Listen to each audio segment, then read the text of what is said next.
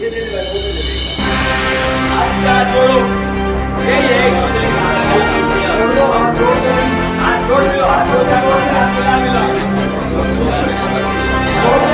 जोड़ के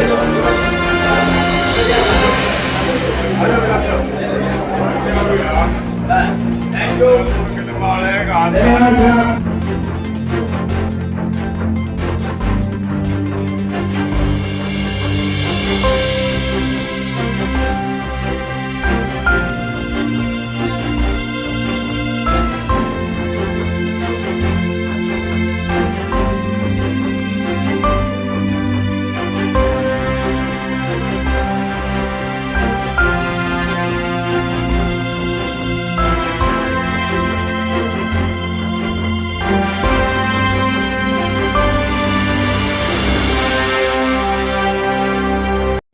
यहाँ पर पधारे हुए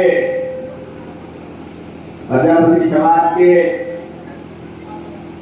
ऑल इंडिया के पदाधिकारी, जिनके अंदर अभी हमारे एक बहुत बड़े साथी नेता किशनलाल जी आपको संबोधित कर रहे थे, उनके साथ ही दूसरे भाई धर्मवीर जी, उनके साथ ही 84 के हमारे प्रधान भाई इंदर सिंह जी, हमारे यहाँ बीच पधारे हुए सरपंच साहब खेड़ा गांव, जिसकी वजह से आज दो बच्चों को जो एक माँ बाप का साया जिनका अकस्मात समय से पहले चला गया, उनको साथ लेकर के पहुंचे भाई ओंकार जी, सरपंच भाई महावीर जी, सरपंच भाई वीरेंद्र जी, भाई महेंद्र जी, पंचारी जी, हमारे चेयरमैन साहब भाई कृष्ण जी, भाई रतन जी, भाई धर्मपाल जी, भाई भगत सिंह और भाई हकीकत, और सबसे बड़ी बात ये हमारे म्युनिसिपल कमेटी के पार्षद भाई आशी जी और भाई धर्म जी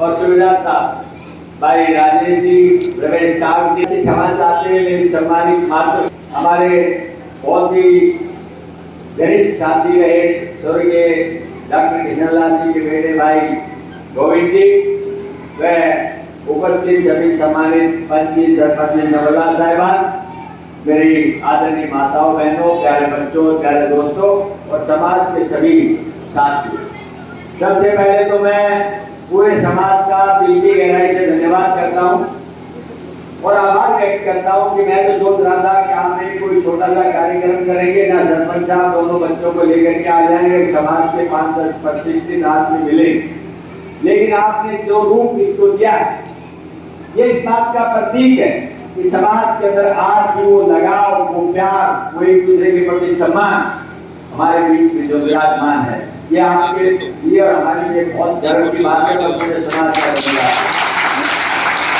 दोस्तों, आज की जगह पे आप ये जगह आप लोगों के कठिन परिश्रम से और आप लोगों के सहयोग और आशीर्वाद से, कुछ सरकार की मदद से अपन इसको कर पाए, लेकिन अभी भी बहुत सारी चीजें हैं जो यह करने वाली है, जो मैं देख रहा हूँ। लेकिन मैं हमेशा एक ही बात कहता हूँ कि मैं ऐसी कोई बात नहीं कहना चाहता जिससे कल समाज के आदमी ये कहे कि जान सिंह तो ये कह के गया था, उसने ये नहीं किया। लेकिन मैं इतना जरूर कहता हूँ, जो जो कमियां मेरे सामने नजर आ रही हैं, जो जो विजन आपके सामने आपने दिए हैं मुझे, मैं इतना जरूर कहूंगा जिस दिन भगवान आपके आशीर्वाद से दोबारा आप लोग मौका देंगे तो मैं ये एहसास करा दूंगा कि उस दिन आपने सभा करी थी, उस दिन इसकी क्या रूप था, आपकी सरकार ने इसकी जो रिक्वायरमेंट्स हैं, मैं प्रधान जी और ये सारे बैठे हैं, इन सब से निवेदन करूंगा कि आप एक बार लिखित में दे दें, एक प्रस्ताव बना दें, क्योंकि आप समझ रहे थे कि विधायक का कोटा एक लिमिटेड कोटा है। पहले तो सरकार ने कहा कि हम 5 करोड़ सालाना देंगे, फिर उन्होंने कहा 5 साल में 5 करोड़ देंगे, और फिर उसमें से ये हुआ कि भाजपा के जो लोग थे उनको तो उन्होंने पैसा दे दिया, क्योंकि आप यहाँ कांग्रेस के थे तो पैसा नहीं दिया, लेकिन फिर भी विधानसभा में आवाज उठा करके हम इसके लगे हुए हैं, कुछ पैसे उन्होंने अब दिए हैं, बाकी की मैं आशा करता हूँ कि निश्चित तौर पर वो पैसे हम उनसे किसी तरह से भी अपने अधिकार के तौर पर मांग करके लेंगे और आपको उस काम से हम वंचित नहीं रहते। दोस्तों, दूसरा, अभी डॉक्टर साहब ने एक 8वां स्थान डीएनडी के अंदर हासिल किया है, मैं उसके लिए इनको बधाई देता हूँ, क्योंकि रेडियोलॉजी के अंदर जिस विभाग में उन्होंने ये 8 स्थान हासिल किया है वो ऐसा है कि कई अच्छे संस्थाओं के अंदर 4-4 करोड़ रुपए लेकर के फीस और उसके बाद उसमें एडमिशन दिया जाता है। ऐसी जगह पे वो अपने मानसिक ताकत से, अपने इंटेलिजेंस से उसने डॉक्टर साहब ने पद हासिल किया। ये इस बात का सबूत है। ये एक तरफ तो हम जमीन से जुड़े हुए हैं, उस दूसरी तरफ से हम अगर जरूरत पड़े तो हम डॉक्टरी की लाइन के अंदर भी अगले स्थान पर खड़े हुए हैं। ये हमें समाज के लिए बहुत बड़ी दोस्तों, मैं एक बात अच्छी तरह से जानता हूँ, मेरे गांव में सिर्फ एक प्रजापति परिवार है और उसी परिवार से हमारा बिल्कुल पारिवारिक रिश्ता आज भी रहा है। जिनकी रिश्तेदारी भागवती के अंदर ये भाई जरूर जानता है। जब भी कभी चुनाव होता है आप लोगों के आशीर्वाद के साथ तो वो परिवार जरूर आता है। मैं इतना कहना चाहता हूँ कि भगवान भी जो रूप देता है माँ बाप के साथ में, उसके अलावा किसी चीज का समाज में रूप किया जाता तो इस समाज ने दिया। ये एसी कूलर के बाद की बात ये समाज की दी हुई देन है। घर के अंदर शुद्ध पानी पीना, ठंडा जल पीना अगर किसी का आप पर अधिकार रखता है तो इस समाज का है जिन्होंने हमें यह आसान किया। और न केवल इंसान बल्कि पक्षियों तक के पानी पीने के लिए कोई व्यवस्था नहीं इस समाज ने। अपने लिए हर कोई जिंदा रहता है, लेकिन ये समाज की जनता, समाज और पर्यावरण और प्रकृति के लिए भी जिंदा रहते हैं। मैं इस समाज को नमन करता हूँ कि इतने मेहनती लोग हैं आप लोग। मैं खाली राजनीतिक बात नहीं करना चाहता, मैं कोई ऐसी झूठ नहीं बोलना चाहता। बहुत से भाई हैं वो कहते हैं कि झूठ बोलो राज करो, मैं उस बात पर विश्वास नहीं करता। आपके सामने सच्चाई, मेरा को आपने मौका दिया, मैंने एक प्रयास किया।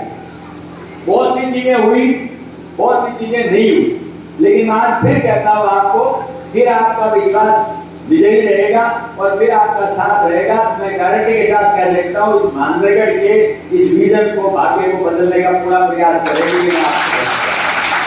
और खास तौर पर अपने समाज के लिए कहता हूं, मैं लिस्ट दे सकता हूं आपको, आप जाके गोवाना में पूछ लें भाई कौन कौन से भाई, एक अपनी बहन लड़की खेतली में पूछ लें कि अपने समाज की कौन कौन सी बच्ची, और ये भाई धर्मपाल बैठा है इसके बेटे से पूछ लें कि भाई आपका इस समाज की नौकरी देने में किसने मदद की।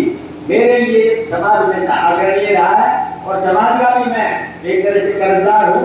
जब भी मौका मिला है आप लोगों ने मदद करके ना मुझे हौसला दिया। मैं आपसे कहना चाहता हूँ, बातें बहुत करना चाहता हूँ, लेकिन क्योंकि 4 गांव का प्रोग्राम आज है वो किस चीज का है उस बारे में 2 क्षण आपके सामने जरूर कहूंगा, क्योंकि आप सब लोग राजनीतिक रूप से सक्रिय, बहुत बड़ा विजन है, दूरदृष्टि है। या भी एक कार्यक्रम आदरणीय राहुल जी ने, क्योंकि हम कांग्रेसी हैं, भारत जोड़ो का चलाया। बहुत से लोगों ने कहा कि क्या हो जाएगा, भारत जोड़ो कैसे जुड़ेगा। उन्होंने कहा कि मैं भारत जोड़ो इसलिए करना चाहता हूँ क्योंकि मुझे आम आदमी से मिलने के लिए जब लोग आदमी आते हैं मेरे से टाइम मांगते हैं, मैं टाइम नहीं दे पाता, कुछ सब लोगों को नहीं दे सकता। तो जो लोग मेरे सामने रहते हैं वही धीरे रहते हैं। मैं आम आदमी की समस्या के बारे में नहीं जान सकता। मैं उस छोर से चल के आगे छोर तक पहुंचूंगा तो लाखों लोग मुझे रास्ते में मिलेंगे और उन लोगों से मिल करके जो उनके दर्द है, उनके दिल की बात है, उनकी भावना है, उनके बारे में मैं परिचित हो जाऊंगा। मैं ये सीखना और जानना चाहता हूँ। इसके भारत जोड़ो यात्रा को शुरुआत। दूसरी बात, आपने हमें विधायक बना के भेज दिया, आपने हमें सांसद बना के भेज दिया। जब आपकी बात को हम संसद या विधानसभा में उठाते हैं, सरकार उसे पसंद नहीं करती तो स्विच ऑफ कर दिया जाता है माइक का। हम जाकर के नीचे जहां पर स्पीकर बैठता है उसके पास जाते हैं कि स्पीकर महोदय ये क्या है, हम कोई बात करना चाहते हैं, आप सुनना नहीं चाहते, तो ऊपर से गार्ड लगाए जाते हैं कि इनको बाहर करिए, हमें बाहर कर दिया जाता है। बाहर जाते हैं तो प्रेस वाले भाई खड़े रहते हैं, और जब प्रेस वाले भाई खड़े रहते हैं वो पूछते हैं अंदर क्या हुआ। हम कहते हैं कि हमें बोलने के लिए इजाजत नहीं दी और हमें कहा कि आप बाहर जाइए, आप हमारी बात को उठाइए। उस समय तो वो कहते हैं कि आप बिल्कुल उठाएंगे। डॉक्टर उदास जी यही बैठे रोजाना लोगों से मिलते हैं, ये सब बातें जानते हैं। रणदीप सब रोजाना मिलता रहता है, जानता है। जब बाहर निकलते हैं तो कहने की बातें कुछ थी, वो लिखी हुई कुछ मिली। क्यों वो? क्योंकि उन्होंने कहा कि हमारे रात को मालिक ने कह दिया कि आपने एक लाइन सरकार के खिलाफ नहीं लिखी। तो आप बताइए, आ जाए हम सिर्फ एक अदालत बनती है वो अदालत है जनता की अदालत, और उसी अदालत में आकर के आपसे रिक्वेस्ट करते हैं कि आज की प्रतिक्रिया ये है, अब आप हमें बताइए हमें क्या करना है। इसलिए उन्होंने भारत जोड़ो कार्यक्रम की शुरुआत की और उसमें गरीब से, अमीर से, महिला से, खिलाड़ी से, जर्नलिस्ट से, जनरलों से सबसे मुलाकात की, और उसका एक विजन जो आज तक राहुल जी को नहीं पता था उसको पता लगा। अब नेक्स्ट कार्यक्रम पार्टी ने चलाया है कि आप हाथ से हाथ जोड़ो। हाथ से हाथ जोड़ो का मतलब क्या है? आप लोग वोट मांगने के लिए जाति से, धर्म से, क्षेत्र से एक बंटवारा कर देते हैं, ये इस जाति का है, इस धर्म का है, इस बात का है।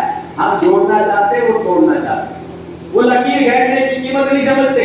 मैं आपके सामने बताना चाहता हूँ, जब बच्चा पैदा होता है तो कहता है इसके माथे में लकीर है, ये भाग्य बदल देगी, ये कीमत है लकीर की। हाथ से खेचते हैं तो लहू निकाल देगी, जमीन पे खेचते हैं तो सड़क बना देगी, और रिश्तों में खेच देते हैं तो दीवार बना देगी। कितना बड़ा महत्व इस लकीर का। हम उस लकीर को मिटाना चाहते हैं, डिवीजन की लकीर को, और सबको जोड़ करके साथ चलना चाहते हैं। इसलिए हमने हाथ से हाथ जोड़ कार्यक्रम को रखा। दोस्तों, हमारी भावना को समझना, हम व्यक्तिगत स्वार्थ की बात नहीं, प्रदेश की, क्षेत्र की सबसे पहले रिक्वायरमेंट हमारे भाइयों की, समाज की, उनके बारे में करना चाहते हैं। मुझे पूरा विश्वास है कि आप सारे भाई हमारी बात को, हमारे दिल के दर्द को, राजनीतिक परिस्थितियों को समझने का प्रयास करेगा, और आने वाले समय में जब भी आपका समय आएगा, मैं इतना कह सकता हूं कि आपकी दी हुई जो बातें हैं उनको मैं ध्यान रखूंगा, और कोई शिकायत अगर मुझसे कभी जाने में अनजाने में हुई हो तो भाई मैं माफी चाहता हूं, और ये आशा रखता हूं कि मेरी सब बातों को भुला करके आप उन्हें आगे तक का साथ देंगे, धैर्य देंगे, हिम्मत देंगे, हौसला देंगे, और मैं विश्वास देता हूं कि आपके दिए इस मान सम्मान का हमेशा ऊंचा करके रखूंगा।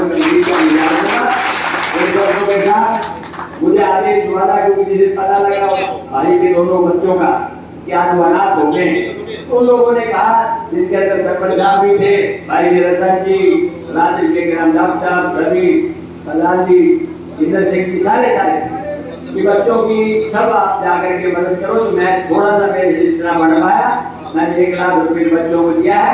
आगे भी भविष्य में भी बच्चों की कुछ बात आएगी तो उस पर भी हम किसी तौर पर ध्यान करेंगे। इन शब्दों के साथ आप सबका मैं पूरे धन्यवाद करते हुए अपनी वाणी को विराम देता। नमस्कार। नमस्कार सर जी। क्या नाम है जी आपका? रतिराम टाँक जी, प्रधान प्रजापति समाज सुधार सभा महेंद्रगढ़। जी सर, आज किस तरह का प्रोग्राम था, किस प्रकार का प्रोग्राम था, उसके बारे में बताइए एक बार। आज ये कि प्रजापति समाज सुधार सभा के बैनर तले माननीय राव दान सिंह जी को बुलाया था जी। तो उन्होंने हमारे समाज के 2 बच्चे खेड़ा गांव के हैं, जिनके माता पिता दोनों गुजर चुके हैं। उन बच्चों की सहायता राशि के लिए राव दान सिंह जी ने आर्थिक सहायता देने का वादा किया था। तो उसी संदर्भ में आज आकर के दोनों बच्चों को 50-50 हज़ार रुपये के कुल मिला के 1 लाख रुपए की आर्थिक सहायता दी है। इसके अलावा हमारी चौपाल के में काफ़ी कुछ कार्य हुए। 16 लाख रुपए तो माननीय हुड्डा साहब जो मुख्यमंत्री थे उन्होंने दिए थे। 5 लाख रुपए राव दान सिंह जी जब संसदीय सचिव थे तब दिए थे। तो इस तरह से धर्मशाला में काफ़ी कुछ काम हुआ है। इस समय काफ़ी काम पेंडिंग है, जैसे कि जंगले के खिड़की नहीं है।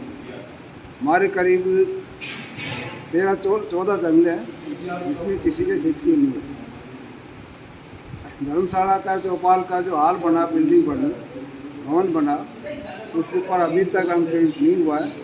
इसके लिए हमने माननीय विधायक महोदय से निवेदन किया था कि आपके सहयोग से बनाई हुई बिल्डिंग है और इसका इतना काम पेंडिंग है। तो उन्होंने कहा कि आप इसका एस्टिमेट बना करके भेजो, मैं आपको जितना भी हो सकेगा ज़्यादा से ज़्यादा सहायता करूँगा। एक बार में नहीं कर पाया तो मैं बाद में कर दूँगा। इसके पीछे हमारा एक और उद्देश्य था कि चौपाल में जब से मैं प्रधान बना हूँ तब से हमारे विकास कार्यों के लिए मेरा अपना एक विज़न है, मिशन है कि समाज के बच्चे शिक्षित बने, संस्कारी बने, कर्मयोगी बने, किसी भी परिस्थितियों में हार नहीं मानने वाले बने। इसी कड़ी में बाल चरित्र निर्माण सभा जो 1960 से चल रही है, उसकी एक शाखा चौपाल में खोली है। मैं स्वयं बाल चरित्र निर्माण सभा में पढ़ा हूँ। उस समय हमारे घर पे लाइट भी नहीं थी, उसमें कोई सुविधा नहीं थी। उस समय से संस्था में जाने लगा था, तो वहीं से मैंने मैट्रिक की। वहाँ हमारे गुरुजी थे श्री विश्वनाथ जी कानोडिया, उनके मार्गदर्शन में बीएससी की, एमएससी की और उसके बाद बैंक में नौकरी की। नमस्कार सर, किस तरह का ये प्रोग्राम है धर्मशाला के अंदर, इसके बारे में बताइए। ये अपने प्रजापति समाज की तरफ से प्रोग्राम था जी। कुछ समस्याएं थी। दो भाई अचानक माता पिता दोनों चले गए थे, उनके बच्चे दो थे, तो एक लड़का एक लड़की, दोनों अनाथ थे। और उनको समाज ने कहा था कि सारा समाज उनकी मदद करना चाहता है, तो हमें भी इन्वाइट किया था यहाँ पर, क्योंकि समाज बड़ा परिश्रमी और मेहनती है। इन्हें सदा जीवन के अंदर जमीन से चल करके आसमान में ऊंचाइयों को छूने का प्रयास किया है। भगवान के बाद में अगर कोई कला के माध्यम से एक इंसान के रूप में देवता पैदा करता है, तो ये समाज पैदा करता है। आज उस समाज के बीच आकर के मुझे भी खुशी हुई, और एक छोटी सी जो भेंट हम दे सकते तो बच्चों के लिए मदद की सहायता जो रूप वो आहुति उस हवन के अंदर हमने दी है। मैं भगवान से प्रार्थना करता हूँ कि बच्चों का भविष्य उज्जवल हो और उनकी कामना पूरी हो, और बड़े होकर के कम से कम समाज के लिए धरोहर के रूप में शामिल हो। सर, मुख्यमंत्री मनोहर लाल खट्टर जी का जनसंवाद कार्यक्रम है, तो हम इसे 24 तारीख के बीच में क्या कहना चाहोगे? मुख्यमंत्री का कार्यक्रम है वो चलाते हैं, लेकिन हम ये कह सकते हैं कि देश के अंदर प्रदेश में रोजाना राजनीतिक परिस्थितियां बदलती हुई आ रही हैं। राहुल जी ने जब से भारत जोड़ो यात्रा का शुभारंभ किया था, उसके बाद आज हाथ से हाथ जोड़ो कार्यक्रम है पूरे देश में, इसका बड़ा जबरदस्त जोश खासतौर पर नौजवानों को देखने के लिए मिल रहा है। और मैं गारंटी के साथ कह सकता हूँ कि 2024 में बदलाव जो चली है वो बदलेगी और इसी तौर पर आप पहुंचेंगे। हमारा पूरा समाज आपके साथ है। धन्यवाद सर, जैसे ये आपने अभी देखा मेंढर कुछ लोग ऐसी समस्या लेके आए थे, पानी भरा हुआ है, सीवरेज साफ सफाई व्यवस्था नहीं, उसके बारे में क्या कहना चाहोगे? मेहंदीगढ़ की दुर्दशा है, इसमें कोई दो राय नहीं। जी। पिछले 10 साल से 9 साल से जब से भाजपा सत्ता में आई है, रोडों की गति दुर्दशा में बदली हुई है, सीवर की गति दुर्दशा में बदली हुई है, स्कूलों को तोड़ दिया गया है, बेरोजगारी बढ़ रही है, महंगाई बढ़ रही है। आम आदमी के लिए श्रम के साथ में कुछ पाने के लिए जो कुछ भी नहीं है। मजदूर, किसान, व्यापारी, कर्मचारी सब निराश है सरकार से, इसलिए बदलाव चाहते हैं।